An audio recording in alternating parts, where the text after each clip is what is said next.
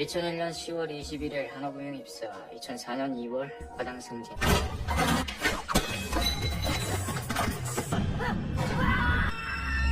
Suatu pagi yang cerah, seorang gangster bernama Jang terlihat sedang makan ramen di sebuah kedai. Tetapi setelah dia selesai makan dan ingin hendak membayar, tiba-tiba dia juga dipaksa untuk membayar makanan yang dimakan oleh seorang pria yang duduk di sebelah mejanya. Setelah itu, lantas dia pun segera pergi dari sana. Ketika dia ingin menyeberang jalan, tiba-tiba ada petugas sampah yang sedang mengumpulkan sampah dari lingkungan sekitar, dan hal itu membuatnya tidak bisa melewatinya. Disinilah semuanya terjadi. Ketika Jang sedang menunggu tukang sampah, dia pun memutuskan untuk keluar dari mobil untuk menelpon asistennya bernama Chul. Pada saat yang sama, Kim, siswa SMA, berdiri di tepi atap. Kemudian sesuatu yang tidak diinginkan terjadi. Dia jatuh dari atap dan bertabrakan dengan Jang. Keduanya pun kehilangan kesadaran dan segera dibawa ke rumah sakit. Beberapa saat kemudian, Jang terbangun dari pingsannya. Dia bangun dari tempat tidur dan berjalan di sekitar lorong. Namun, ia merasa ada yang tidak beres saat semua orang di rumah sakit memanggilnya dengan sebutan Kim. Dia sampai bingung sampai dia melihat seorang pria terbaring di tempat tidur di sebelah kamarnya. Dia mengenali pria itu ternyata adalah dirinya sendiri. Ketika dia melihat ke cermin, dia pun semakin yakin bahwa dia hidup di dalam tubuh seorang anak kecil. Dia terus berusaha meyakinkan semua orang bahwa dia bukanlah Kim. Tapi tidak ada yang mempercayainya karena dokter mengatakan bahwa dia menderita amnesia retrograde. Dia kemudian mencoba menabrakkan tubuh anak ini ke tubuhnya yang sebenarnya untuk menukarkan kembali tubuh mereka, tetapi gagal. Dan ketika dia melakukan hal itu, Chul masuk ke dalam ruangan dan menjadi marah ketika melihat anak ini melakukan sesuatu yang tidak pantas. Kemudian dia disuruh menjauh atau Chul akan memukulnya. Mengetahui bahwa Jang tidak dapat melakukan apapun untuk mendapatkan tubuhnya kembali, lantas ia pun harus hidup sebagai siswa SMA. Dia hidup sebagai Kim versi baru. Pada hari dia kembali ke sekolah, dia mengalami sesuatu yang belum pernah dia alami sebelumnya. Dia melihat Heon, yaitu temannya, diganggu oleh sekelompok preman sekolah. Dia bahkan diajak berkelahi sepulang sekolah. Tapi ini bukan Kim yang dikenal semua orang. Ini adalah Kim yang memiliki hati seorang gangster. Dia tidak akan ragu untuk memukuli semua orang. Jang menjadi penasaran mengapa semua orang memperlakukannya seperti pecundang. Jadi dia berencana untuk bertemu dengan para pengganggu di sebuah bukit sepulang sekolah. Kemudian dia pun pergi ke sana dengan temannya bernama Jae. Di sana dia bertanya kepada salah satu pengganggu apakah ada sesuatu yang telah dia lakukan yang membuat mereka tidak menyukainya. Tetapi mereka menjawabnya adalah tidak. Alasannya hanya karena Jang terlihat seperti pecundang. Setelah mendapatkan informasi yang ia inginkan, Jang dan temannya pun pergi meninggalkan para pembuli. Setelah itu, Jang memutuskan untuk menemui Chul untuk meyakinkannya bahwa ia adalah bosnya. Ia mendatangi kantor tempat Chul bekerja. Pada awalnya, Chul tidak mempercayainya, tapi dia tahu bagaimana cara mendapatkan kepercayaan asistennya. Dia kemudian menceritakan semua hal yang tidak diketahui orang lain tentang Chul dan berhasil. Jang kemudian bertanya kepada Chul mengapa ia menjaga bosnya di rumah sakit. Kemudian sebuah kebenaran yang mengejutkan keluar dari mulut Chul. Dia mengatakan bahwa CEO yaitu pesaing Jang mencoba membunuhnya. Keesokan harinya sepulang sekolah, Jang kemudian menelepon Chul. Di saat yang sama, Heon menabraknya dan menjatuhkan sebuah boneka. Lantas dia memutuskan untuk mengembalikannya. Ketika mereka akhirnya bertemu, sebuah momen mengejutkan terjadi. Dia melihat bahwa ibu Heon adalah mantan pacarnya dulu bernama Seon yang dicampakannya demi wanita lain. Beberapa saat kemudian, Jang meminta bantuan Chul untuk mencari tahu apakah Heon adalah putrinya. Lantas mereka pun mengambil rambut Heon dan Jang untuk dites DNA-nya. Hasilnya ternyata menunjukkan bahwa Heon 99% adalah putrinya. Dia mulai merasa sangat bersalah karena tidak bisa menjadi pria yang baik untuk Seon dan putri mereka. Jadi dia berkonsultasi dengan Chul tentang apa yang bisa dia lakukan untuk mendekati Heon dan Seon. Kemudian dia diberitahu bahwa dia perlu mengubah penampilannya. Jadi dia pun berencana untuk menghilangkan lemak dan mempertampan diri. Pertama-tama ia mengajak Heon untuk berolahraga bersama dengan seorang pelatih yang sebenarnya adalah Chul.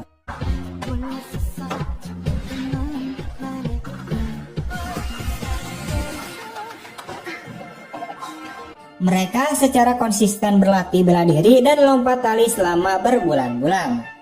Akhirnya dia bisa melihat hasilnya. Tubuhnya menjadi ramping dan terlihat lebih segar. Terakhir dia mulai merawat dirinya sendiri. Dia mengubah gaya rambutnya dan menggunakan soplen sehingga dia tidak perlu menggunakan kacamata kutu buku. Penampilan baru Jang tampaknya menarik, banyak gadis mulai menyukainya. Dan Heon pada saat yang sama mulai mendapatkan rasa hormat dari para pengganggu. Seon sangat berterima kasih kepada Jang karena dia selalu melindungi putrinya. Ia lantas mengundang Jang ke warungnya untuk makan ramen sebagai bentuk rasa terima kasihnya. Ketika mereka sedang mengobrol, datanglah seorang pria mabuk yang menampar area pribadi Seon. Melihat hal itu, Jang pun menjadi marah dan melawan pria mabuk tersebut.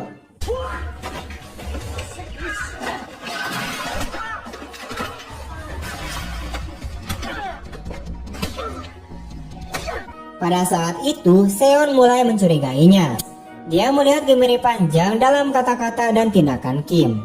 Hal itu membuat Jang harus menjelaskan siapa dia sebenarnya. Lantas, dia menceritakan bagaimana dia berpindah tubuh namun Seon tidak mempercayainya.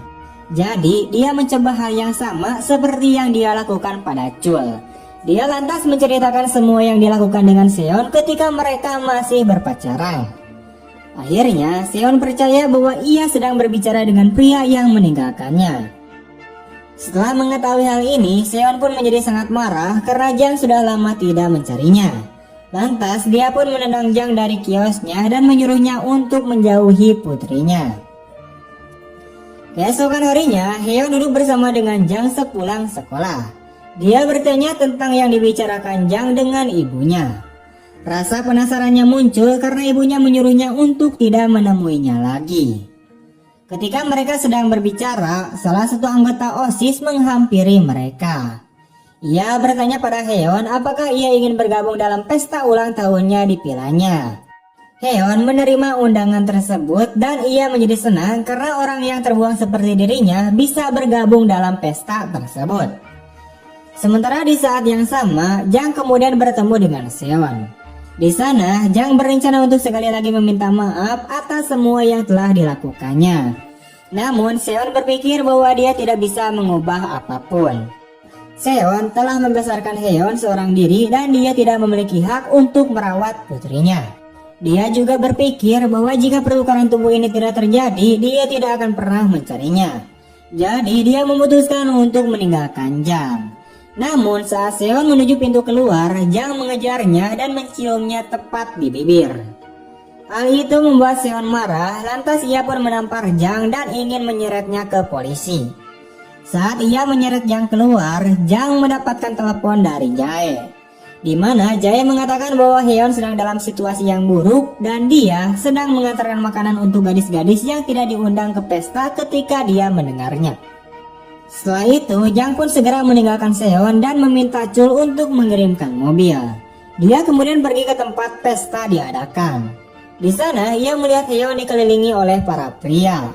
Ia dapat merasakan bahwa Heon membutuhkan pertolongan. Tapi anak-anak itu tidak membiarkan Heon untuk pergi karena pesta baru saja dimulai. Jang dan anak-anak pun mulai bertengkar.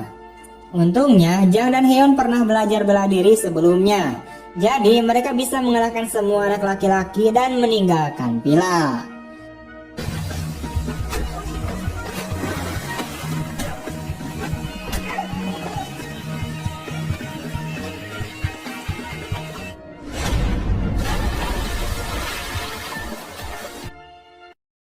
Tak lama kemudian, Jang kemudian diberitahu oleh Chul bahwa istrinya Jang berselingkuh dengan pesaingnya yaitu CEO. Jadi dia menuliskan surat kepada ketua yang tidak lain ayah dari istrinya. Dia mengatakan kepada ketua bahwa dia adalah korban dan istrinya memiliki persengkokolan lain dengan pria lain. Di sisi lain, tiba-tiba Kim terbangun dari komanya.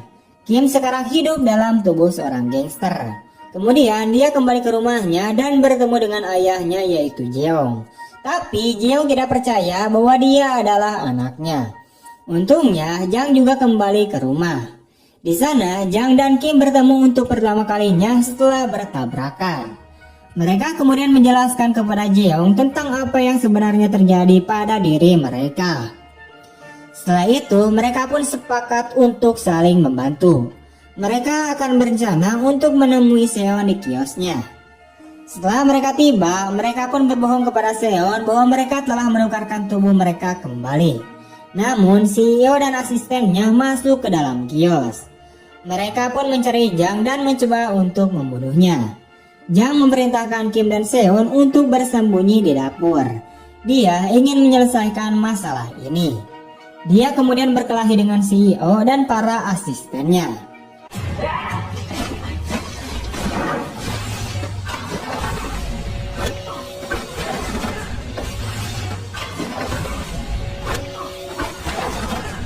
Dengan bantuan Seon, mereka pun berhasil mengusir mereka.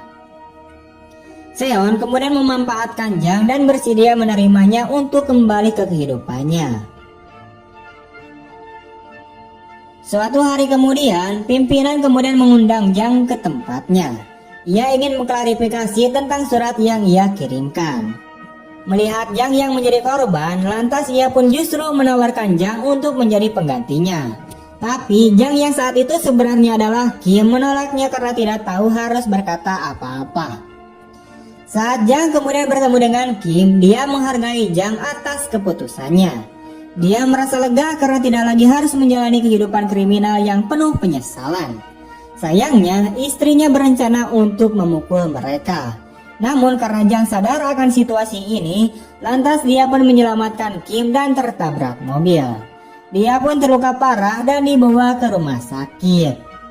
Ketika Jang akan meninggal, baik Jang dan Kim tiba-tiba menukarkan tubuh mereka kembali. Di akhir film ini, kita diperlihatkan bahwa Kim masih hidup dan Jang kembali bersama Seon. Jang bahkan membeli sebuah toko untuk membangun sebuah toko roti. Mereka semua bekerja di sana bersama Jeong dan Chul. Tamat. Oke, sekian dulu untuk video hari ini. Bagaimana tanggapan kalian tentang film ini? Dan mohon maaf jika banyak kesalahan. Terima kasih telah menonton sampai akhir. Jika kalian suka dengan video ini, jangan lupa untuk like, komen, share kemanapun kalian suka. Terima kasih telah menonton. Sampai jumpa di video-video selanjutnya. Bye.